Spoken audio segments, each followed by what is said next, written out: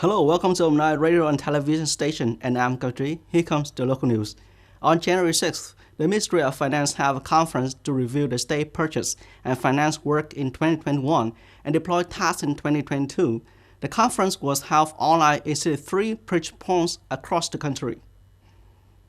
Speaking at a conference, Prime Minister Phạm Minh Chính praised and appreciated the efforts and determination of the whole finance sector on the important results achieved in the past year. In order to implement objectives and tasks in 2022, the Prime Minister asked the financial sector to focus on performing many key tasks well. In particular, actively monitor the situation in the country and the world, to promptly advise the government to respond flexibly to fluctuation to ensure the goal of macro stability and inflation control, and while implement the social economic recovery and development program, focusing on building and perfecting institution and financial policies, accelerating the construction of digital government.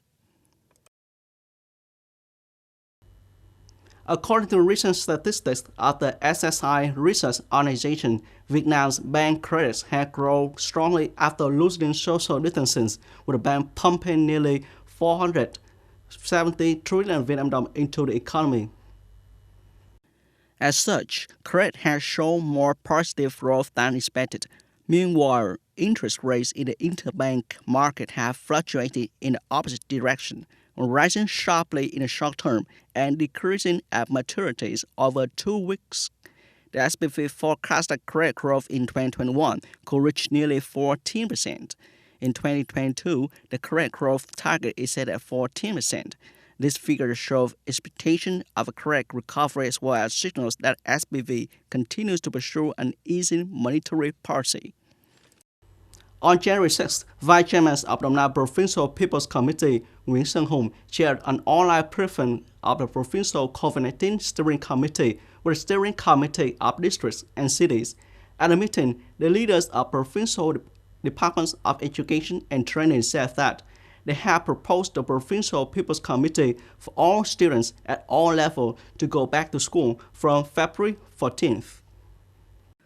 Director of Provincial Department of Education and Training, Trương Thị Kim Huệ, said that the department has reported to the Provincial People's Committee on the evaluation of direct learning pilots in the past time.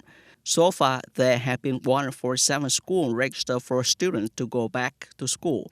The Department of Education and Training requested that Provincial People's Committee to pilot direct study from now until January 28, 2022.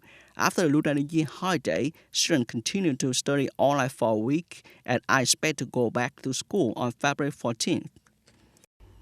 The first Russian units of Collective Peacekeeping Force of Collective Security Treaty Organization, CSTO, arrived in Kazakhstan on January 6th. The United States had warned Russia about the move and said the world is going to see human rights abuses. Speaking to reporters, U.S. State Department spokesman Ned Price said the U.S. was monitoring any actions that could threaten the seizure of institutions in Kazakhstan. In addition, Mr. Price said we will let the government of Kazakhstan explain why it invited CSTO. On the same day, White House Press Secretary Jen Psaki also said that the U.S. questions the legitimacy of the request of Kazakh government to deploy CSTO troops. In response, Russian Foreign Minister spokesman Maria Zakharova said that some U.S. representatives did not understand what was happening in Kazakhstan. U.S. Nation spokesman Stefan Dujarric said on January 6 that Pyongyang's recent missile launch increased the need to resume diplomatic talks on the nuclearization of the Korean Peninsula. Stefan Dujarric said, I think the incident raises our concern and increases the need to restart diplomatic discussion so that North Korea can re-engage with its partner to find a way to comprehensive and verifiable denuclearization.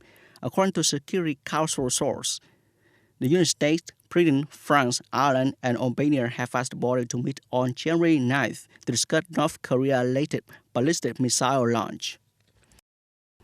That's all for today. Thanks for watching and goodbye.